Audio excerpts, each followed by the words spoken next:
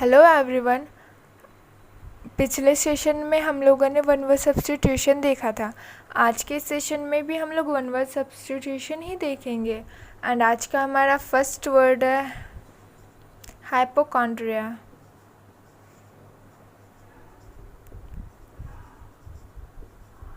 Hypochondria hypochondria वैसे person जो बहुत ही ज़्यादा एंसियस हो अपने हेल्थ को लेके। One who is over anxious about his health.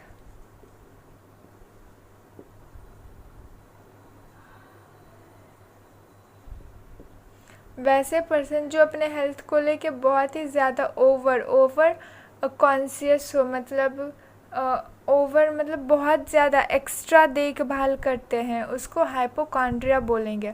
Medical term में तो इसको हेल्थ एंग्जाइटी भी बोला गया है, रोग भ्रम।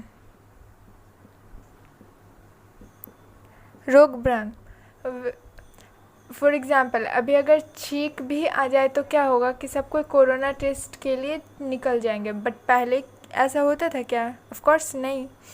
तो पहले के मुकाबले आजकल के पर्सन जो है वो हाइपोकॉन्ड्रिया हैं, मतलब कि वो अपने हेल्थ को लेके बहुत ज़्यादा कॉन्शियस है, एकदम एक्स्ट्रा ओवर, इतना होना भी नहीं चाहिए।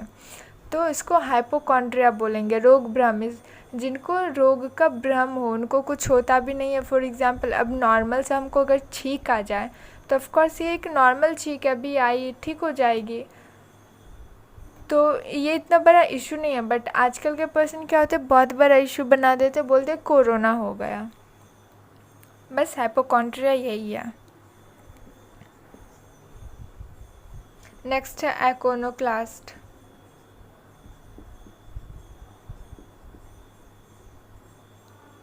आइकोनोक्लास्ट वैसे पर्सन को बोलेंगे जो रूल्स को ब्रेक करता हो, ट्रेडिशन को ब्रेक करता हो। One who is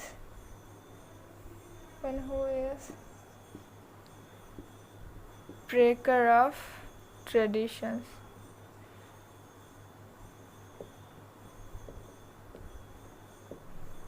one who is breaker of traditions, वैसे पर्सन जो ट्रेडिशन के रूल्स को तोड़े मरोड़े, जो खुद का ये हुक्म चला है, उसको आइकोनोक्लास्ट बोलेंगे।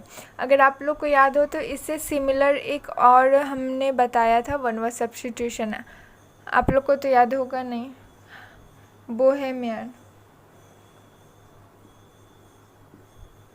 बोहेमियन याद है तो ठीक है, नहीं तो देख लीजिए। बोहेमियन में क्या बताया था? Unconventional way of living. Unconventional way of living.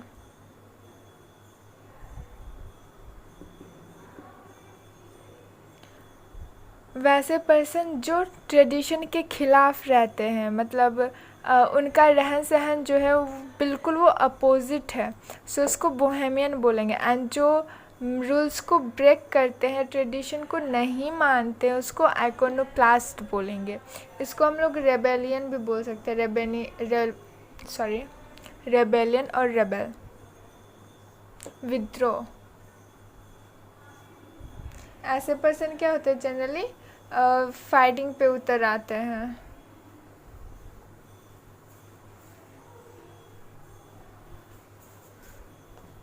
Next word है हमारा illiterate.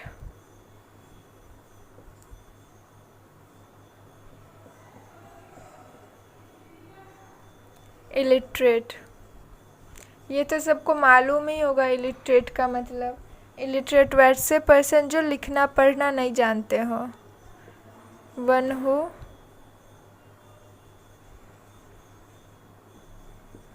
Does not know reading और writing.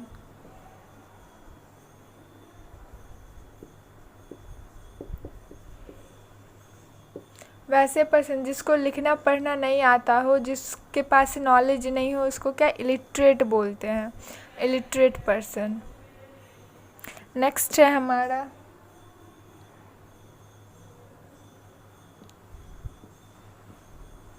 impregnable,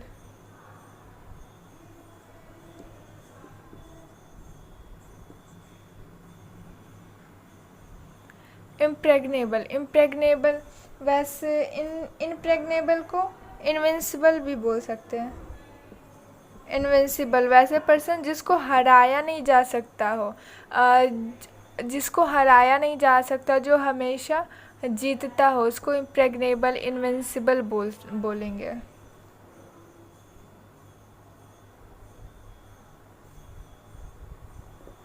sorry. That can not be entered by force. वैसे that can not be entered by force मतलब आप किसी चीज़ पे कितना ही force क्यों ना लगा ले, आप अंदर नहीं जा पाएंगे, उसको बीट नहीं कर पाएंगे, हरा नहीं पाएंगे, तो इसको इम्प्रेग्नेबल बोलेंगे, इनविंसिबल।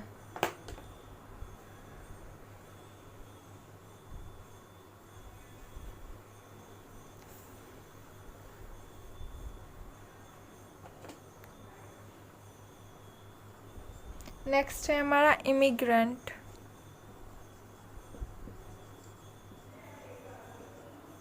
इमिग्रेंट वैसे पर्सन जो दूसरे देश से हमारे देश सेटल होने के लिए आए, उसको इमिग्रेंट बोलते हैं। A person who comes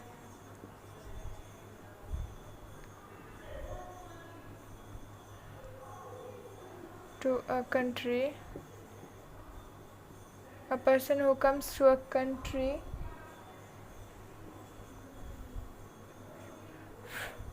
from his own country।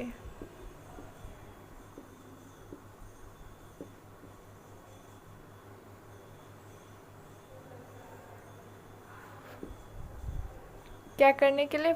To settle.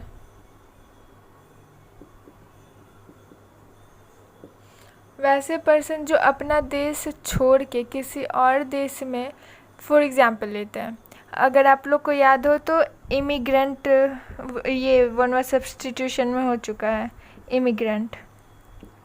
Immigrant में क्या होता है, अपना देश का इंसान दूसरे देश से सेटल होने के लिए, रहने के लिए जाए तो इसको एमिग्रेंट बोलते हैं। बाहर जाना एमिग्रेंट। और बाहर के देश के लोग अगर हमारे देश में रहने के लिए आए, तो मतलब अंदर आए, तो उसको इमिग्रेंट बोलेंगे। इमिग्रेंट एमिग्रेंट कंफ्यूज मत कीजिएगा, इमिग्रेंट एमिग्रेंट।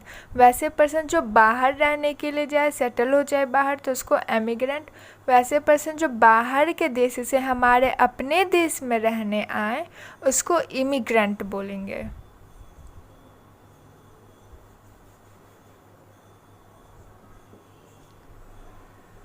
नेक्स्ट है impostor.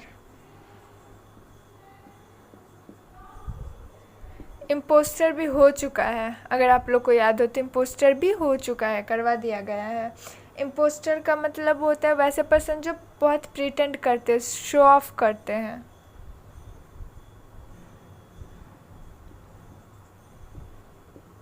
One who pretends, one who pretends to be something else or somebody else।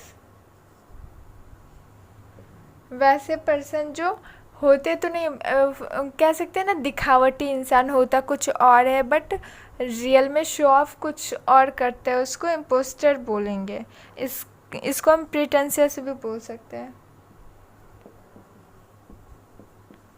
Pretentious और शोई। जो दिखावटी पर्सन हो इसको इम्पोस्टर बोलेंगे।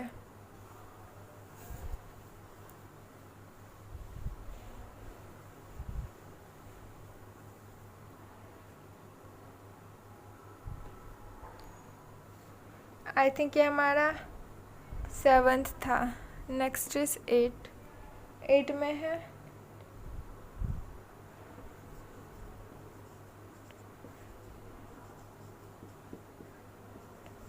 indefatigable, fatigue fatigue fatigue fatigue का मीनिंग होता है थकान। और यहाँ पे क्या है, इंडिफैटिगेबल। इंडिफैटिगेबल इन मतलब नो, तो जो थकान जल्दी थकता ना हो उसको इंडिफैटिगेबल बोलेंगे। One who does not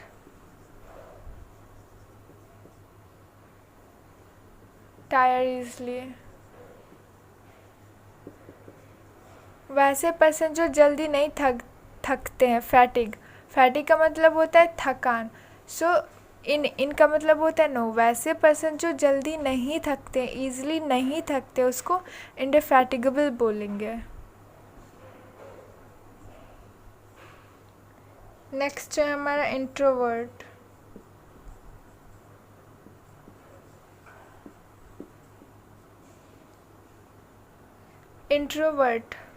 introvert भी करवा दिया गया है, अगर आप लोग को याद हो तो।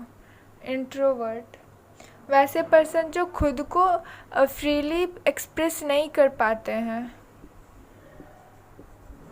One who does not express himself freely.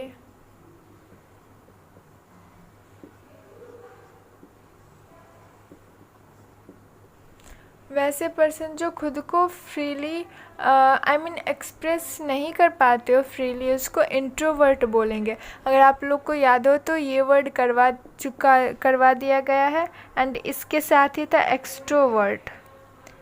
Extrovert वैसे पर्सन जो काफ़ी बोल्ड हो एंड वो काफ़ी कॉन्फिडेंट। इनमें क्या होता है ना कि लैक ऑफ कॉन्फिडेंट होता है। फॉर एग्ज़ाम्पल, अगर आपको कोई असाइनमेंट, इनकेस स्कूल में स्पीच देने के लिए कोई टॉपिक मिलता था इंग्लिश ग्रामर में स्पेशली, तो क्या होता था ना वहाँ पे कि बहुत बच्चे तो बोल के निकल जाते थे एंड मेरे केस में क्या होता है, मैं बोल ही नहीं पाती थी। तो इंट्रोवर्ट जो फ्रीली एक्सप्रेस नहीं कर पाए उसको इंट्रोवर्ट बोलेंगे। एंड एक्सट्रोवर्ट जो थोड़ा बोल्ड हो, ईज़िली एक्सप्रेस कर पाए,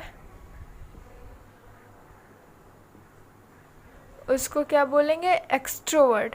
आज के इस सेशन में बस इतना ही। Thank you for watching and ज़्यादा से ज़्यादा शेयर कीजिए, लाइक करें, सब्सक्राइब कीजिए and thank you. See you in the next session.